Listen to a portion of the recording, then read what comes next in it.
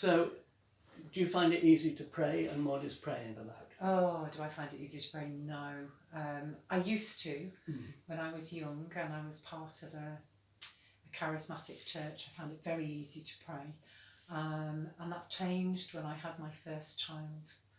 And I remember going to the prayer group because of course, your life suddenly becomes, revolved around bottles and washing nappies and feeding and housework and all kinds of stuff.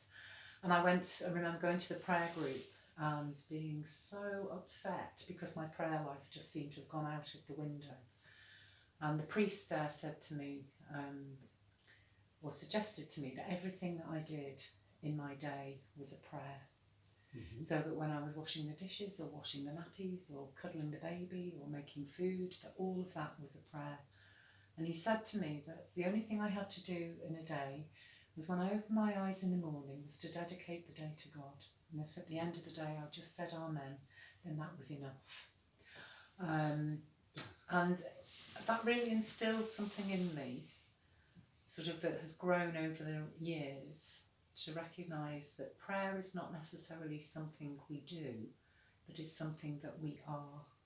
Right. So that we are prayer in our lives. And when I say prayer, so I will be still, I find that the easiest thing for me is not about words. Constantly telling God something he already knows. It's like, what's the point of that? Yeah, we do far too much of this and not enough of this and not enough of listening. Yeah. So over the years, prayer has developed into something that is far more meditative. Yeah. So I might, in the morning in my prayer time, might just simply sit with a cup of coffee and watch the bamboo blowing outside, but be listening, mindfully listening. A lot of the prayers that are written down in the prayer books are about us telling God what to do. And actually, we need to spend time letting God tell us what to do.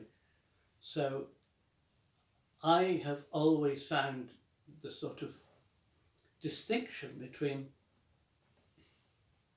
our own anxieties, like at the beginning of the Second World War, everybody prayed, even atheists prayed. If there's anybody up there, please, please, please, But the way I was taught to pray in my childhood was more about,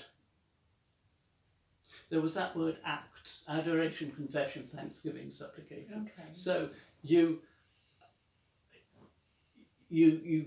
develop the habit of appreciating what God gives. So gratitude is kind of a basic thing.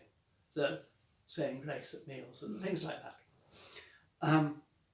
We all do things wrong, and we need to be practical about that, because we can do something about our own behaviour much easier than somebody else's behaviour. So developing the habit of spending some time asking ourselves, how can I make better use of my life, has got a role. The trouble is when it all gets terribly guilt-ridden, that can do more harm than good, but there's a practical point in it. And of course, when we pray for other people, we could again be putting ourselves at God's disposal, saying, well, we need to be shown what we can do to help make things better. Yeah, and the saying grace before meals, the giving thanks. And perhaps we don't do enough of that. We're always full of petitions about what we want God to do for us, as opposed to giving thanks and cultivating a heart of gratitude for what we have already in our life. And even when we have little, we still have something. Something, yes.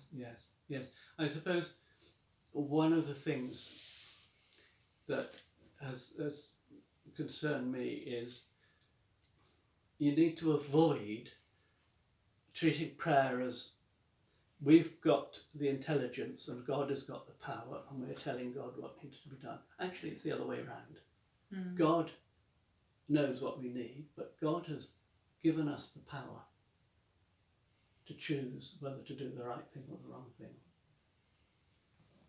And again, it's about being open to listening, isn't it? Yeah. if we're not open and if we're not listening. And sometimes we might be asked to do things that feel a little bit uncomfortable, that we don't really want to do. Yeah. We may take time to hear that. Yeah, we might.